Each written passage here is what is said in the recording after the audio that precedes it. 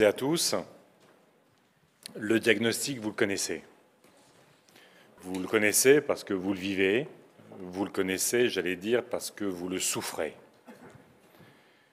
L'état de l'hôpital public, après des années, j'allais dire des quinquennats et des quinquennats, à vouloir faire de l'hôpital public une entreprise rentable, avec ce que ça a signifié en termes de lits, évidemment, en termes de qualité de soins, en termes de précarisation de l'ensemble des personnels et finalement en termes de départ. Je ne sais pas, j'avais en tête les derniers chiffres du CNPI. Si je ne dis pas de bêtises, en juin 2020, il y avait 7500 postes vacants pour les infirmières, infirmiers. C'est 10 fois plus en 2 ans. Ça dit combien vous avez été héroïque dans la période, notamment dans cette période de pandémie, mais ça dit combien ce qui n'était pas soutenable avant la pandémie l'est encore moins aujourd'hui. Et un des sujets qu'on devra se poser, c'est évidemment qui décide des politiques de santé. Pourquoi je dis ça? Parce qu'on a un rapport parlementaire qui, comme vous le savez, vient de démontrer combien les cabinets d'expertise, les cabinets de consultants avaient totalement, j'allais dire, gangréné les politiques publiques, leur définition et leur mise en œuvre. C'est profondément choquant. Non seulement on a une fonction publique, on a une haute fonction publique, et vous savez combien, en matière de santé, parfois, on a créé autant de comités, d'agences, de cadres que de décisions ou de ministres de la Santé.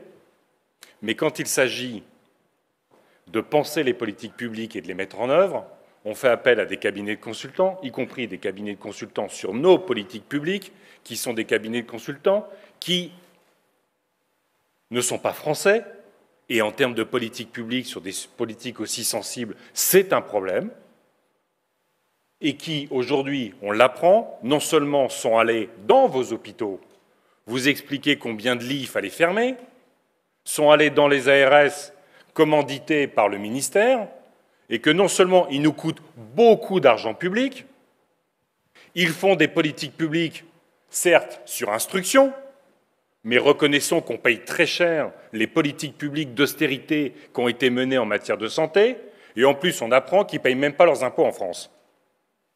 Je pense qu'il y a, dans mon projet, une loi de séparation de l'intérêt général et de l'intérêt privé pour extirper et les lobbies et cette expertise privée, qui n'est même pas une vraie expertise de santé. Je pense qu'il va être temps de vous rendre l'hôpital et de rendre au contrôle politique, à la puissance publique, la décision en matière de santé. Politique de prévention d'abord. Ça ne vous étonnera pas, c'est le cœur du projet écologiste. On a 40% d'augmentation des affections de longue durée, on a une augmentation, y compris des cancers pédiatriques. J'étais il y a quelques semaines à Saint-Rogatien avec des familles dont les enfants sur un cluster souffrent de cancers pédiatriques, dont évidemment, nous savons que la très forte probabilité, c'est l'exposition à un certain nombre de pollutions, et notamment de pollutions liées aux pesticides, puisque les maisons sont juste à côté des champs où sont épandus les pesticides. Nous avons partout à combattre tout ce qui génère aujourd'hui des maladies chroniques, des maladies qui sont insupportables et des maladies à forte connotation sociale. On a 10 ans d'espérance de vie en moins en bonne santé au départ à la retraite entre un cadre et un ouvrier, 13 ans de différence d'espérance de vie à la naissance entre 5% les plus précaires, 5% les plus aisés pour les hommes. Tout ça est absolument insupportable, et la grande politique de prévention que nous voulons mener participera de ça. C'est un plan de lutte contre l'obésité. Évidemment, je l'ai dit, les pollutions agricoles, les pollutions, notamment pour éviter pendant les 1000 premiers jours, vous le savez. C'est évidemment l'interdiction des pesticides, CMR, des perturbateurs perturbateurs endocriniens. Et puis, c'est tout le travail qu'on doit faire en matière de santé au travail, en imposant des plans santé au travail qui accompagneront la remise du compte personnel de prévention de la pénibilité. Vous savez qu'il a été sacrifié pendant ce quinquennat. Nous le remettons, c'est un élément essentiel de santé au travail, reconnaissance du burn-out comme maladie professionnelle. Bref, nous agirons en matière de prévention. J'étais juste avant, parce que vous savez que c'est la période des grands oraux, hein, on y va. On n'arrive pas à avoir des débats entre les candidats, mais des grands oraux, je peux vous dire qu'on en a. J'étais avant sur le sport, une grande politique du sport. J'ai même mentionné, ça fait un peu l'actualité, le fait de potentiellement penser à raccourcir les vacances scolaires. Mais c'est parce que je veux mettre du sport, parce que je veux mettre de la culture, parce que je veux mettre des travaux manuels à l'école, et que, par exemple, on aurait au début ou à la fin de l'été une semaine de sport dans la nature.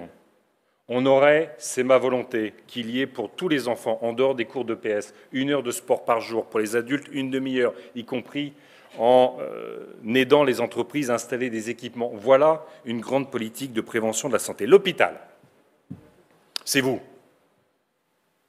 Pour ma part, le projet que nous avons, c'est de repartir des bassins de santé. On prend des territoires de 50 000 à 150 000 personnes. On identifie les besoins en santé. Vous savez combien les besoins en santé à Saint-Denis ne sont pas les mêmes qu'à Neuilly-sur-Seine. On définit, on identifie les besoins de santé et on réunit tous les acteurs de la santé. Évidemment, l'hôpital a sa place particulière et forte pour organiser l'offre de santé qui correspond à ces besoins. Et c'est sur cette base-là qu'on définit le budget de la santé. C'est sur cette base-là qu'on définit le budget de la santé. Évidemment, on sort des ratios absurdes, infirmières, patients. Il faut, c'est dans le projet, recruter 100 000 infirmières, infirmiers pour remettre à l'hôpital, au-delà de l'augmentation des salaires, pour remettre des conditions de travail qui soient évidemment dignes pour les personnels soignants et évidemment de la sécurité pour l'ensemble des patients, des malades. On réserve la T2A à certains actes techniques programmables, mais on sort encore une fois de cette logique. Autre point, la santé mentale.